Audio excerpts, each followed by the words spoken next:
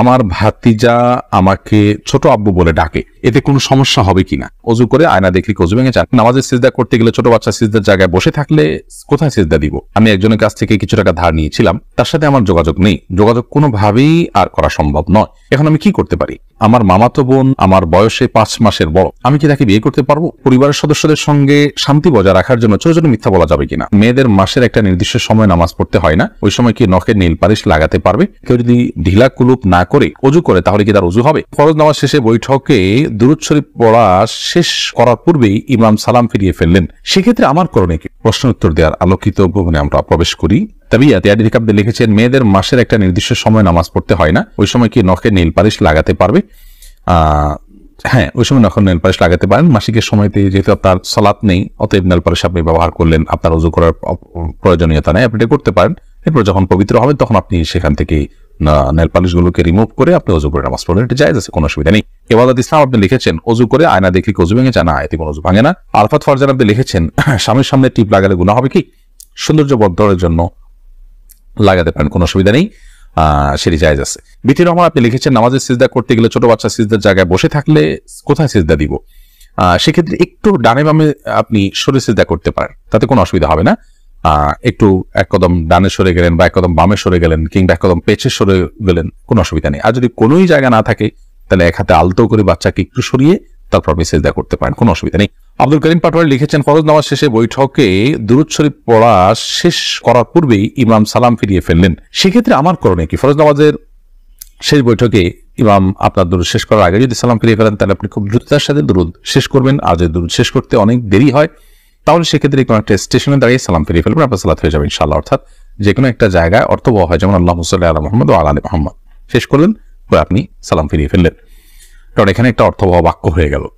আর যদি শেষের দিকে থাকেন তাহলে দ্রুততার সাথে শেষ করে তারপর আপনি সালাম ফিরিয়ে ফেলবেন। এরপরে চামেলি খাতুন আপনি লিখেছেন, পরিবারের সদস্যদের সঙ্গে শান্তি বজায় রাখার জন্য ছোট ছোট মিথ্যা বলা যাবে কিনা? ছোট ছোট মিথ্যা আর বড় বড় মিথ্যা, মিথ্যা সর্বাবস্থায় ঘৃণিত এবং জঘন্য অপরাধ, এটি মৌলিকভাবে করা যাবে না। তবে দুজনের মধ্যকার বিবাদ মেটাবার জন্য যদি মিথ্যা বলতে হয়, একজনের কাছে গিয়ে অন্যজনের ব্যাপারে ইতিবাচক কথা, এমন কোনো কথা বলা যাতে করে তাদের মধ্যে সম্পর্কটা জোড়া লাগে, তো সেটাকে শরিয়া জায়েজ রেখেছে।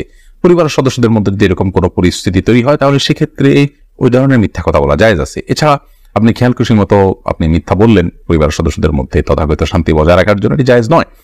বরং সত্যবাদিতার অভ্যাস আমাদের মধ্যে গড়ে তুলতে হবে। মিথ্যা আজ আমাদের রন্ধ্রে রন্ধ্রে ঢুকে গেছে, যার কারণে আমরা আমাদের কেনাকাটা, আমাদের কাজ কাম, আমাদের শিক্ষা জীবন, আমাদের শিক্ষকতার জীবন, আমাদের কর্মজীবন, আমাদের জীবনের প্রতিটা ক্ষেত্রে আজ মিথ্যার সয়লাভ হয়ে গেছে। তো এই জায়গায় পরিবারের শান্তি বজায় রাখার নাম দিয়ে আবার তথাকথিত ছোট ছোট মিথ্যা বলার বিষয়টি কখনো অনুমোদিত হতে পারে না। আফসানা শারমিন রোশনি আপনি লিখেছেন, আমার ছেলে 5 দিনের হায়াত নিয়ে দুনিয়াতে এসেছিল, আমার সন্তানকে আমার জন্য সুপারিশ করবে আল্লাহর কাছে? বল, আপনার সন্তান আল্লাহর কাছে ইনশাআল্লাহ বিদিন আপনার জান্নাতের পথকে সুগম করবে কিয়ামতের ময়দানে, এবং এ ধরনের সন্তান বাবা মার জন্য জান্নাতে অপেক্ষা করবে, এরকম বর্ণনা পাওয়া যায়। যদি আপনি সবর করতে পারেন, আল্লাহ তাআলা আপনাকে সবর করার তৌফিক দান করুন, উত্তম বিনিময় দান করুন। মোহাম্মদ মুনতাসির মাহমুদ আপনি লিখেছেন, নামাজে যদি নিজের অনিচ্ছা সত্ত্বেও কোনো দুশ্চিন্তা চলে আসে তাহলে কি নামাজের কোনো ক্ষতি হবে? নামাজের মধ্যে নিজের অনিচ্ছা সত্ত্বেও যদি দুশ্চিন্তা আসে তাহলে সেক্ষেত্রে এই দুশ্চিন্তা ফলশ্রুতিতে একজন মানুষ গুনাহগার হবেন না, বিশেষ করে যদি একান্তই অনিচ্ছায় আসে। কিন্তু সেটাকে যদি কন্টিনিউ করতে থাকেন তিনি, অর্থাৎ ভাবতেই থাকেন, ধরুন দুনিয়ার কোনো বিষয় মনে পড়লো আপনার জন্য যেটা দুশ্চিন্তার, এরপর ওইটা নিয়ে আপনি নামাজের মধ্যে ভাবতেই থাকলেন, তাহলে সেটা অবশ্যই আপনার জন্য গুনাহের বিষয় হবে এবং নামাজের আপনার যে প্রাণ সেটাকে নষ্ট করবে।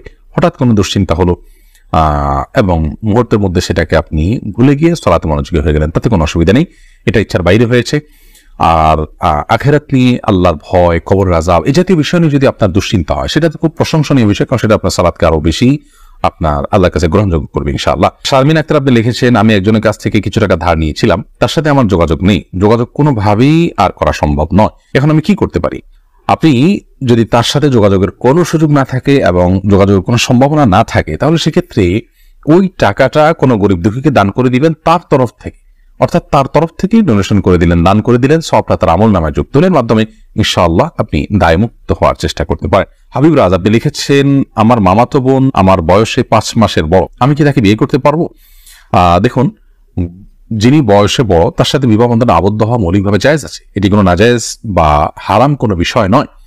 আমাদের সমাজে এটাকে দোষণীয় মনে করা হয়, সেটা আমাদের সমাজের দোষ বলতে পারেন। শরিয়াত এটাকে যাকে আপনার নিষিদ্ধ করেনি, বিধায় বয়সে বড়র সাথে বিবাহ বন্ধনে আবদ্ধ হতে পারে। বিশেষ করে নবী করিম সাল্লাল্লাহু আলাইহি সাল্লাম তিনি নিজেও খাদিজা রাদিয়াল্লাহু তাআলা আনহাকে বিয়ে করেছেন, তখন খাদিজা রাদিয়াল্লাহু তাআলা আনহা বয়স তার চাইতে বেশি ছিল। এখান থেকে বোঝা যায় নিজের চাইতে বয়সে বড় কাউকে বিয়ে করাটা শরিয়ার দৃষ্টিকোণ থেকে মৌলিকভাবে অনুমোদিত। এটাকে দোষণীয় মনে করাটা বরং দোষের বিষয়। আমাদের শরিয়াতে এত ফ্লেক্সিবল রেখেছে বিষয়গুলোতেই, অথচ আমরা সেগুলোকে অনেক বেশি আপনার সংকুচিত করে ফেলছি, এবং যার ফলশ্রুতিতে নানা রকমের অপরাধ প্রবণতা কিন্তু আমাদের সমাজে বেড়ে চলেছে। তারিমা আপনি লিখেছে, আমি প্রেম করে বিয়ে করেছি, হারাম সম্পর্ক করেছি, এখন কি করলে আল্লাহ আমার সংসার জীবনকে সুখের করবে, কোনো উপায় আছে কি? আমাদের দুদিন পর পর ছোট ছোট বিষয় নিয়ে অনেক ঝগড়া হয়, এখন আমরা কেউ কাউকে সহ্য করতে পারি না, এখন কি করলে আল্লাহ আমাদের শান্তি দিবেন, প্লিজ জানাবেন। বোন তারিমা, আপনারা আল্লাহর কাছে আগের কৃতকর্মের জন্য লজ্জিত হয়ে ধন্যবাদ ক্ষমা চাইবেন, চোখে পানি ফেলে মাপ চাইবেন যে আল্লাহ আমাদের অন্যার জন্য আপনি মাপ করেন, লজ্জিত থাকবেন। এর পাশাপাশি সুখী দাম্পত্য জীবনের জন্য আল্লাহর কাছে বিশেষভাবে দোয়া করবেন, সেই সাথে সুখী দাম্পত্যের জন্য যে আমলগুলো আছে সেগুলো করবেন। সবর এটার কসরত করবেন, যে ধৈর্য ধরে ধৈর্যের পাহাড় হওয়ার চেষ্টা করবেন, ইনশাআল্লাহ আল্লাহ তাআলা আপনাদেরকে সুখী করবেন। এ বিষয়ে আমাদের অনেকগুলো পরামর্শমূলক ভিডিও আছে, সেগুলো শুনতে পারেন। এমনি আলামিন লিখেছেন, কেউ যদি ঢিলা কুলুপ না করে অজু করে তাহলে কি তার অজু হবে? যদি পেশাবের পর পানি ব্যবহার করেন, তারপর আর পানি ফোটা পেশাব ফোটা না বাইর হয়, অজু হয়ে যাবে, ঢিলা করা তার জন্য ফরজ ওয়াজিব নয়। আর যদি আশঙ্কা থাকে তাহলে সেক্ষেত্রে আশঙ্কা দূর করা পর্যন্ত তিনি অপেক্ষা করা বা যেভাবে এটা করা উচিত। তবে ঢিলা কুলুপ না করে পানি ব্যবহার করলেও পবিত্র হয়ে যাবেন, অজু করলে নামাজ হয়ে যাবে। আরফাত ফারজান আপনি লিখেছেন, আমি নামাজ পড়ার সময় আমার ছোট বাচ্চা নামাজের সামনে হাঁটাহাঁটি করে, এদিকে ওর বা আমার কোনো গুণ হবে না, এতে গুণ হবে না। মাইদুল ইসলাম সুবর্ণ আপনি লিখেছেন, একটি মেয়ের গর্ভের সন্তানের 3 মাস হওয়ার আগেই গর্ভের বাচ্চা নষ্ট করে ফেলে, তাহলে কি সে গুনাহগার হবে?